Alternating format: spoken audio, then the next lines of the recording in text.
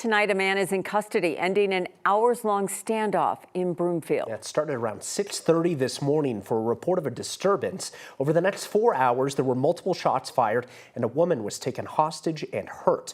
We have team coverage of the investigation and reaction from people in the area. I want to start right now with 9 News Investigates reporter Jeremy Hahola. Jeremy. Yeah, home was a very scary place for a lot of people in this large, dense apartment complex here. Let's go ahead and zoom in so we can show you where this violence erupted this morning. You can see one of 3 armored SWAT vehicles, and just up to the left on that, right on the second floor of that apartment building there, right at that balcony, is the suspect's apartment.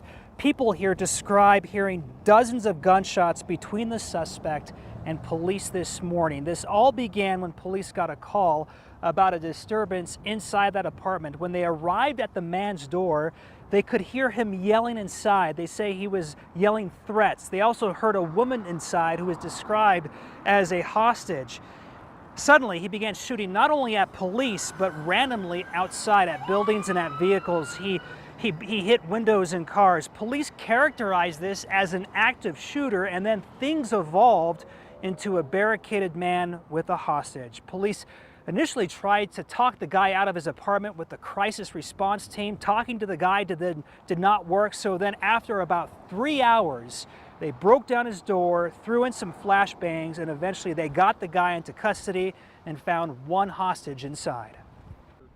Yes, he did fire, and it did hit vehicles, other buildings, and other units. So this is going to be an active crime scene for a while because we have to process where those gunshots went, look for any of those shell casings, determine everything that may have happened.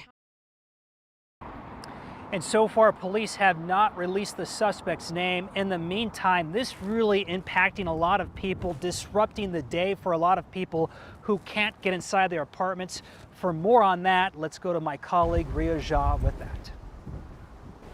Right, Jeremy, this crime scene is very much taped off. Police still haven't let people back in. There are crime scene evidence markers everywhere. I just want to walk over here just to show you how far these bullets went. So the apartment building is all the way over there, meaning it crossed the parking lot, crossed the sidewalk.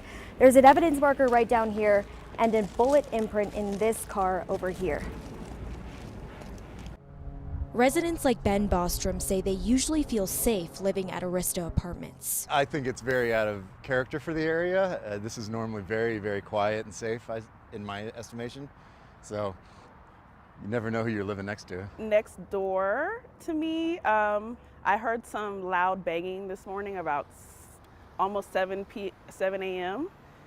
And I heard some screaming and some yelling. I woke up to gunshots. Police got reports of a disturbance around 6:30 a.m. 8 a.m. is when neighbors say they heard the first round of 10 to 15 gunshots. This is my bedroom window. Heather Talent lives in the building across from the crime scene. She was walking her dog back into her apartment during this first round. I could see straight into the guy's apartment. Thank you. And I was walking my dog, and a lady came up to me and she was like, "Hey, do you know what's going on?" And that's when a gunshot flew over my head into my bedroom window. I ducked, and I've never screamed that loud in my life. There are bullet holes in the building across the way. There are cars with holes in them. SWAT officials started getting people out of the nearby buildings around 9. They came beating on doors frantically, said, "We're evacuating your building, you need to go." I said, "Can I put on some pants?" Hours after police had the suspect in custody, the area surrounding more than 4 apartment buildings were taped off. I think there are about maybe 30 people here and a handful of cats and dogs, and they were busing people over in shuttles over to the community center. With no access to their cars, many residents had no choice but to go to the evacuation center set up by police. It's very scary. Police still haven't said anything about when the people living in these buildings are going to be allowed to come back. Right now, the temporary evacuation area is set up at the Broomfield Community Center for people that might be coming back from work or school or wherever that might be. Reporting live in Broomfield, Ria Jha, 9 News. And we see the crime scene tape and all those police officers still out there even all this time after everything ended. Ria, thank you. Yeah.